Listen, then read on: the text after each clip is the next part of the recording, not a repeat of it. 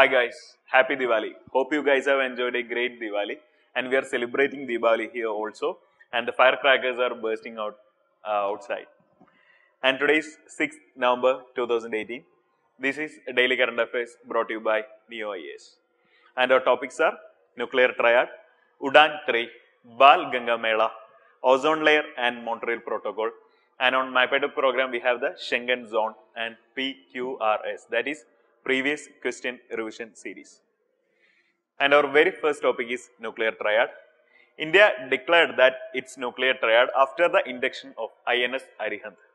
Our INS Arahand has gone to the first patrol and the India became a part of the Nuclear Triad in which few countries have this facility. And INS Arahand is a submersible ballistic nuclear submarine, so that is SSBN, submersible ballistic nuclear submarine, carrying ballistic missiles equipped with nuclear warheads.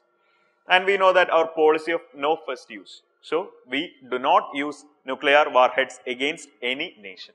That's our policy. So, we need to have a second strike or we need to take second strike on this. Thus, submersible ballistic nuclear submarine technology is very required for us because we are planning a second strike after an attack of the enemy country. Thus, we need this particular country. This would allow India to retaliate against any nation or any enemy who managed to destroy our entire arsenals in the first strike. If the country destroys our entire arsenals in the first strike, we can retaliate by using this nuclear triad, especially the SSBN, that is INS Arahand. And India has become the 6th country after US, Russia, UK, France and China to join the nuclear triad. So, we are in the club of nuclear triad. And INS Arahand is our first indigenously developed submarine, submersible ballistic nuclear submarine. And we have another one in the series and second submarine is being developed, that is Arighat, ARIGHAT, that is Arighat. So, we need to learn more about the INS Arahand. INS Arahand is a nuclear submarine capable of carrying nuclear tipped ballistic missile. And the design is mainly based on the Russian Akula-1 class. Design is based on the Russian Akula-1 class submarine. And we jointly developed Arahand with Russia. And the program is called Advanced Technology Vessel, ATV, Advanced Technology Vessel, which was the project launched in 1980s. And the weight of INS Arahand is almost 6,000 tons and the length is 112 meters. Also, it is powered by a 83 megawatt pressurized light nuclear reactor and the fuel used is uranium or enriched uranium is the fuel. So, Arahand is powered by a 83 megawatt pressurized light water nuclear reactor in which the fuel is the uranium. And the INS Arahand is armed with K-15 missile which has a range of 750 km. K-15 missile which has a range of 750 km and it is also called as the Sagariga missile. Now we are introduced K-15 into the INS Arahand, but we are planning to introduce K-4 missile which have a range of 3,500 km. And the K-4 missile is being developed by DRDO. The INS Arahand was formally commissioned in the year 2016, but it is inducted now. And after the induction, India has completed the part of nuclear triad, which only few countries are the part of this nuclear triad club. So, our news was about nuclear triad and after the induction of submersible ballistic nuclear submarine INS Arahand, we became the part of nuclear triad. And we became the 6th country after US, Russia, UK, France and China to get into the nuclear triad club. And our next news is about Ozone 3. We know that Ozone is the Uday Desh Ka Aam Nagrik. The scheme was introduced by the government and we have introduced to you this scheme many times in our previous videos. Now, this is Ozone 3, the third edition of Ozone. In this third edition, the government is planning to launch or to operate seaplanes. So, in the third edition, government is planning to operate the seaplanes under regional connectivity scheme. And this is mainly intended to connect the various locations like Statue of Unity, in the Sardar Sarovar Dam, Sabarmati River frontage in Ahmedabad, Tehri Dam in Uttarakhand, and Nagarjuna Sagar in Telangana. So, we know that UDAN is the Uday Deshka Aam Nagarik. It is the scheme in order to initiated to develop the regional aviation market, and the main intention is to provide connectivity to the unserved and underserved airports across the country. In the third phase, the government proposes to connect through seaplanes in the various locations like Statue of Unity, Sardar Sarovar Dam, Sabarmati Riverfront in Ahmedabad, Tehri Dam in Uttarakhand, and Nagarjuna Sagar in Telangana. And these UDAN 3 or all the UDAN schemes are launched by the Ministry of Civil Aviation. And our third news is about the Bal Ganga Mela, and the Bal Ganga Mela was held at the HCL's Noida campus. And the main organizers of this event are the National Mission for Clean Ganga, that is NMCG, in partnership with the HCL Foundation and a German company called GIZ. GIZ is also a partner of this Bal Ganga Mela, and it was held on November 4, 2018. And the day is symbolic because the declaration of Ganga as the national river was held in 2008, November 4. So, the program was held 2 days before in November 4, 2018, and this is to commemorate the declaration of Ganga as the national river in 2008, November 4.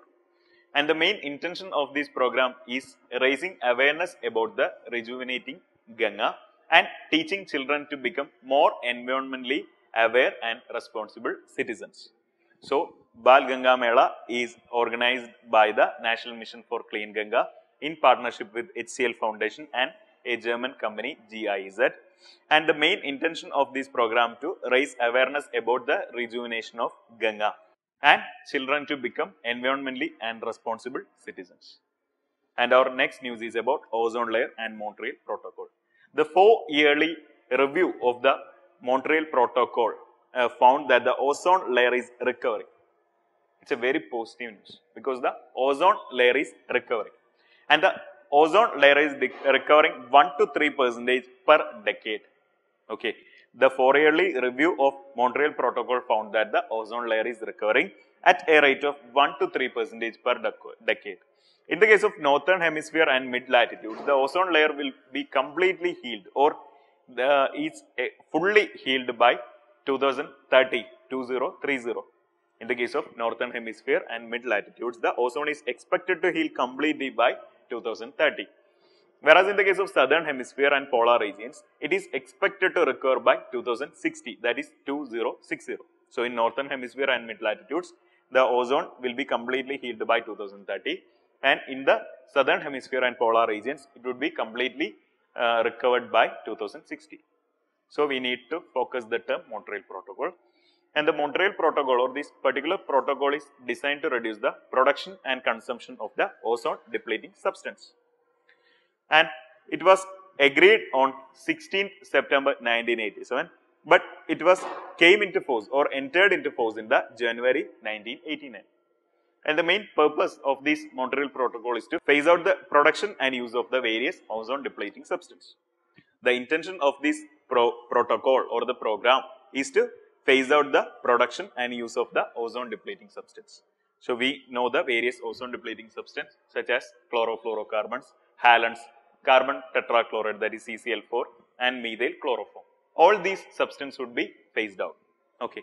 And a multilateral fund was also created in order to achieve this or for the smooth implementation of this particular program. So, a recently 4-yearly review of Montreal Protocol found that the ozone layer depletion is decreasing or the ozone layer is recovering at a rate of 1 to 3% per decade. And the Montreal Protocol is designed to reduce the production and consumption of the ozone depleting substance. And we have covered ozone layer, Montreal Protocol, Kigali Agreement, CFC, HFC in our September edition of NEO Current Affairs.